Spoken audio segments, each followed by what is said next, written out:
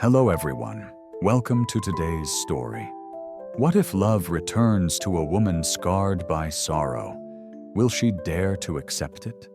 What if the man before her can protect not only her, but also her child? And when the past suddenly comes back to take everything away, can love stand strong? Follow Tuna and CEO Alex in a journey of choices, silence, and destiny. Will she accept his ring? Will she keep her child safe? Or will happiness slip away? Stay until the end for the twist that changes everything. Don't forget to subscribe and help us reach 1,000 followers for more dramatic, heartfelt stories. Let's begin. The orchard breathed with the weight of harvest. Avocados hung heavy on branches. Grapefruits glistened under the muted sunlight. And workers moved steadily, their voices blending with the rustle of leaves. Amid this rhythm of labor stood Alex, a man whose tailored suit seemed almost foreign in the simplicity of the farm. His hands traced the outline of a small velvet box hidden in his pocket, a secret that pulsed louder than the murmur of the orchard. It had been more than 10 days since he confessed his feelings to Tuna. 10 days of silence, of waiting, of restless hope that her heart might finally open. Today, under the veil of daily tasks, Alex's mind wandered elsewhere. The numbers of fruits and shipments faded into the background. What consumed him was the thought of her smile, the way her eyes carried shadows of a life that had been too heavy, too lonely. He glanced at the trees, their branches bowing low as though weighed down by unspoken burdens, mirroring the heaviness in his own chest. In the midst of abundance, Alex's desire was not for wealth nor success, but for a fragile chance at happiness. He wanted to give her something no orchard could yield: security, tenderness, and a promise of tomorrow. As the workers packed the fruits into crates, Alex whispered inwardly to the silence. Tonight must be different. Tonight she must know what she means to me. And deep inside, like a seed pressing against soil, a choice began to grow, fragile yet determined, between patience and courage, between waiting endlessly or finally daring to change everything.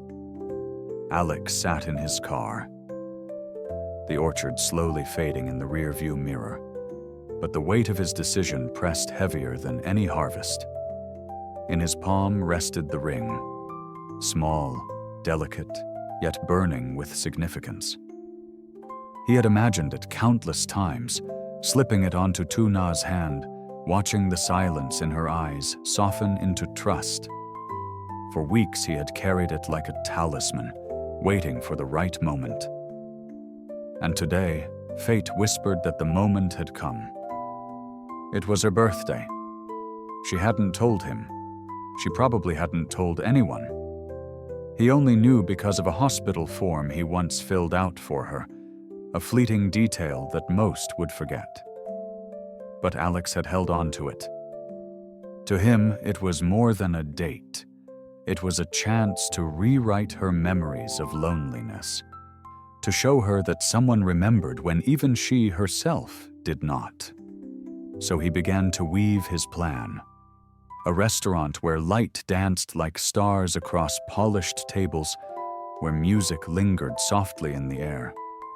A cake, a bouquet of flowers, a night carefully crafted to replace silence with joy. He dialed the restaurant, his voice steady but his heart pounding, arranging everything down to the smallest detail. As the call ended, Alex leaned back, exhaling into the quiet. Outside, the late sun spilled gold over the fields, as though blessing his resolve. Tonight would not simply be about business, or even about confession. Tonight, it would be about giving Tuna the gift she had long been denied, to feel chosen, celebrated, cherished. He closed his fist around the ring and whispered, almost in prayer, "Let her say yes this time." When Alex arrived at Tuna's modest home, he expected hesitation in her eyes, perhaps surprise at his sudden presence. What he did not expect was the soft cry of a child echoing from within. He froze at the threshold, heart thundering as Tuna emerged with a small boy cradled against her shoulder. The boy's name was Henry. Tiny, fragile, with eyes that mirrored innocence, untouched by the weight of the past. For a moment, Alex's carefully constructed plan trembled. The ring in his pocket suddenly felt heavier, its promise shadowed by the reality before him. Tuna lowered her gaze, as if bracing for judgment, yet Alex only drew closer. His voice was gentle, almost a whisper, as he offered to take both of them to his mother's home, where Henry could rest safely while he and Tuna stepped into the evening he had planned. Tuna hesitated, her arms tightening around her son. The silence between them stretched like a fragile thread, holding unspoken fears, her past, her vulnerability, the possibility of losing what little she had left.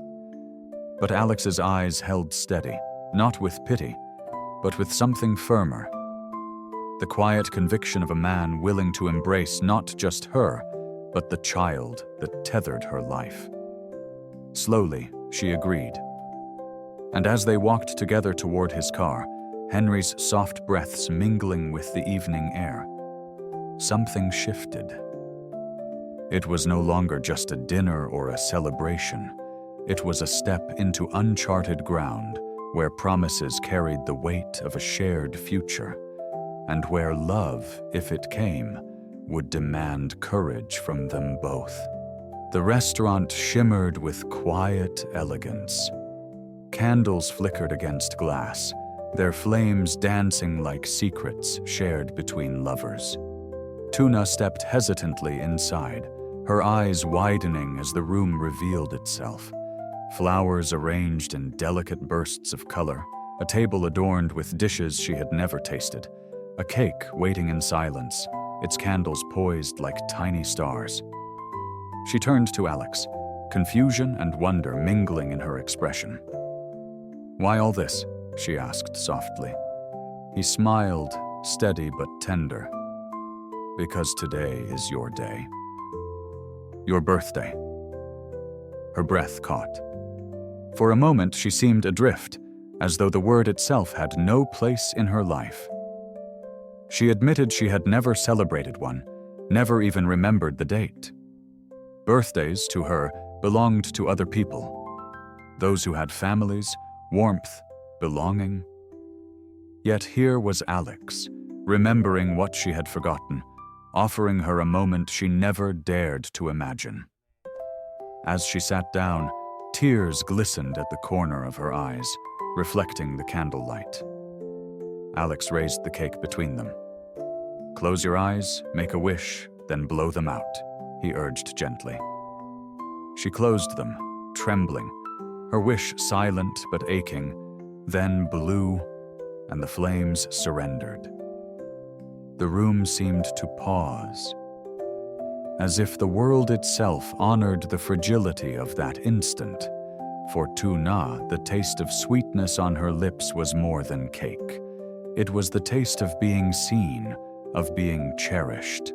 For Alex, the sight of her smile was proof that his long wait had not been in vain.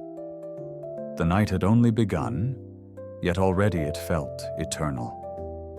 Dinner lingered with quiet laughter, fragments of conversation drifting between spoonfuls of unfamiliar dishes. Yet beneath the surface, an unspoken weight pressed against Alex's chest. He reached into his pocket, fingers brushing the velvet box he had carried for weeks. His breath steadied as he looked across the table. Tuna's face lit softly by candlelight, fragile yet luminous. "Tuna," he began, voice low, reverent. She turned to him, curiosity flickering in her gaze. Slowly, he placed the box on the table, opening it to reveal the ring that had haunted his waiting. Her lips parted, but no words came. "I've carried this with me," Alex continued, his tone trembling between certainty and vulnerability. "I was only waiting for the day you were ready.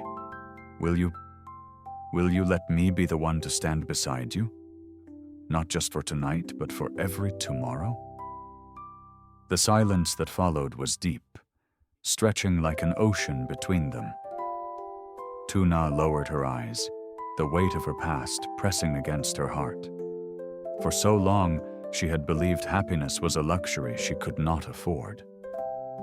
Yet here was a man offering not escape, but presence, a promise not just to her, but to Henry as well. Her voice trembled, barely audible. "Yes." Relief surged through Alex as he slipped the ring onto her finger. It gleamed under the lights, not as a jewel, but as a fragile bond forged in quiet courage. For the first time, Tuna allowed herself to smile fully, her defenses softening. That moment, tender and fragile, became their beginning. The night air was still fragrant with flowers when the door opened, and a colder presence entered. Tuna froze, her hands instinctively tightening as though shielding an invisible weight. Standing before her was her former mother-in-law, eyes sharp with disapproval, voice edged with steel. "I've come for the child," the woman declared, her words slicing through the fragile warmth Tuna had just begun to feel.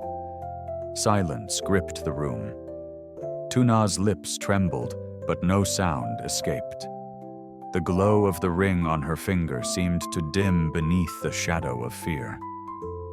For years, she had braced herself against loneliness, but this was different. This was the terror of losing the one being who gave her life meaning. Little Henry. Her knees weakened, breath shallow as she whispered, "Please, don't take him from me." The plea was not loud, yet it carried the weight of her entire being. Alex rose slowly, his chair scraping against the polished floor, his gaze unwavering as it met the woman's. "Henry is not a possession to be claimed," he said, his voice steady but laced with quiet fire. "He is Tuna's son, her life, her love, and I will not let anyone tear them apart." The room seemed to hold its breath. Tuna, her eyes glistening, turned toward Alex. In that moment, his presence became more than comfort. It became a shield. The storm of her past had returned, demanding what she could not surrender. Yet for the first time, she was not alone. Whether love could defy blood and tradition, she did not know. But she felt faintly that perhaps Alex would fight where she could not. Rain whispered against the windows, soft yet insistent, like the echo of a question that refused to fade. Tuna sat in silence, her hands trembling on the table, the weight of her mother-in-law's demands pressing against her chest. Fear pulsed through her veins, ancient and familiar, reminding her of all the times she had been powerless. Yet now, across from her, Alex's presence anchored her trembling world. He reached for her hand, fingers warm, steady. "You don't have to face this alone anymore," he murmured. His voice carried no grand gestures, only quiet conviction, the kind that could outlast storms. For Tuna, it was both a comfort and a challenge, to believe that love could be stronger than fear. Her eyes drifted to the ring on her finger, its fragile light flickering beneath the shadows of doubt. Could it truly protect her? Could it shield Henry from the past that threatened to claim him? The questions lingered, heavy as the storm outside.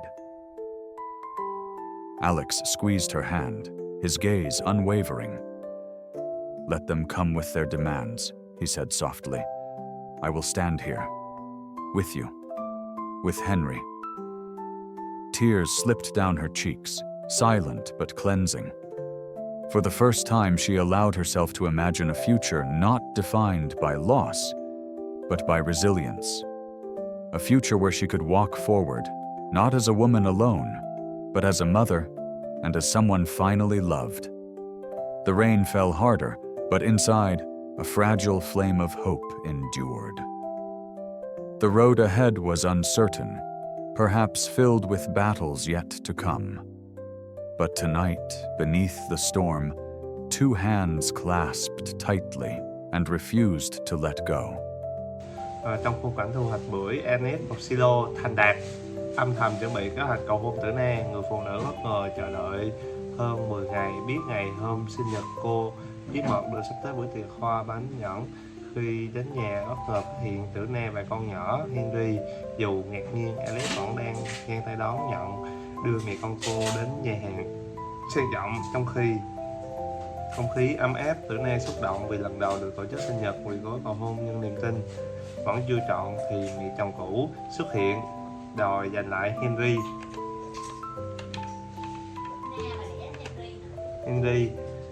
Tử Na bất lực, ánh mắt hướng về Alex, liệu anh có thể bảo vệ mẹ con